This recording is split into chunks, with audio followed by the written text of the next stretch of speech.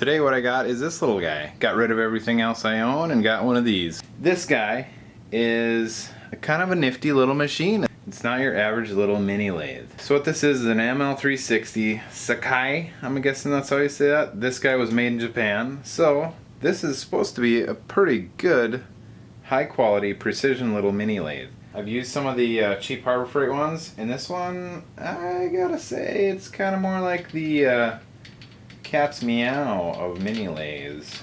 This little lathe gives us a very good example of how you may get one of these lathes someday. Be it a big one or a little one or an in-between one. What happens a lot of the times with these lathes that have sat around and not been used for a while is they get surface rust on them. And as you can see with this guy, there is no exception.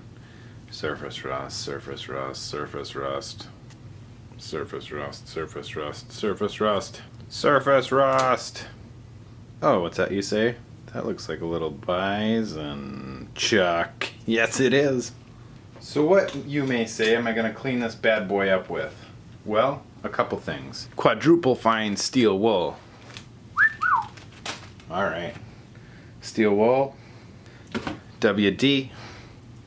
And last but not least, a can of Croil. First thing I start out with is a little bit of can of Croil. Soak that on there. And by the magic of television, take this off. The magic of television. By the magic of television, take this off. It's probably screwed in there. Yeah, look at that. Alright, back to the Croil. So let that soak in there a little bit. Let it stew and seep a little bit. Let it get the full flavor of rust. Next thing we want to do, spread it around nice and even, like so. Then we're going to apply a little bit of pressure and rub, rub, rub. And this one actually isn't too bad. It's actually cleaning up fairly well. You can see we're getting a nice rusty hue to that. It's beautiful.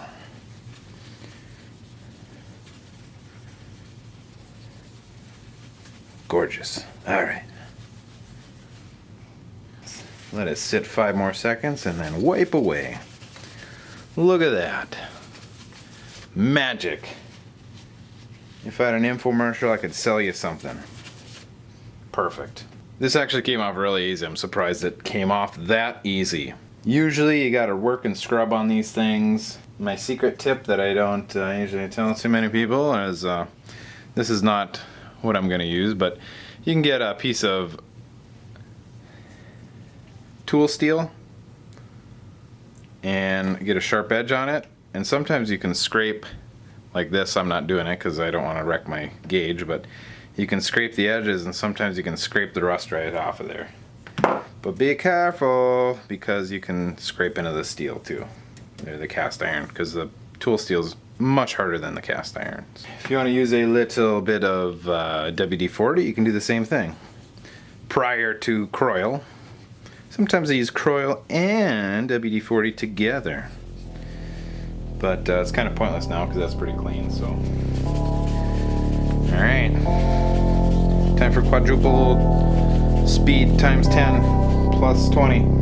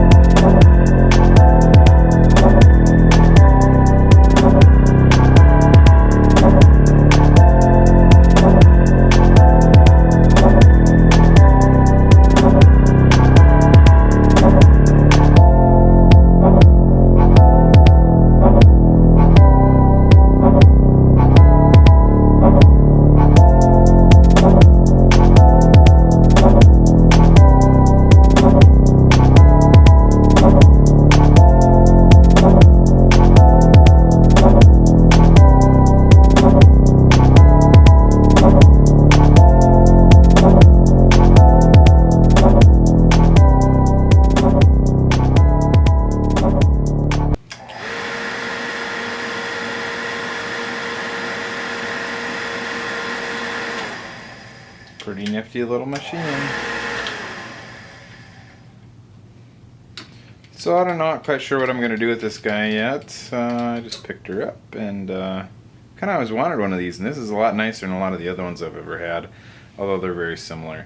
Cool thing about this is it's got a V-way on it. Look at that, a V-way. Bison 3-jaw. It's got a little quick change tool post here, which is kind of semi-quick change, but need a few more holders would be nice. There is a power feed and you can thread with these guys. So we'll see what I do with this thing. I'm not quite sure yet, but that's kind of how I clean a lathe up. I mean, that was the long and short of it, and this thing really didn't take me that long. It was more dirty than anything, but I do this same kind of procedure with bigger, larger lathes, milling machines, metalworking equipment, and you can usually go through and clean the surfaces up pretty good to get them back into where they need to be and get them looking nice again. So a little elbow grease, minus the grease. If you're lazy like me some days, or you live out in the middle of nowhere and you just want to order this stuff off of Amazon, I'll give you a link to as much stuff as I can find here for my Croyle WD-40. You get that, you probably have that, and some of that sweet, super fine steel wool. Be sure to like, comment, share, subscribe, and let me know if you got any questions or if you want me to go over anything in any of these videos I ever do. I'd be more than happy to help you out. Just let me know.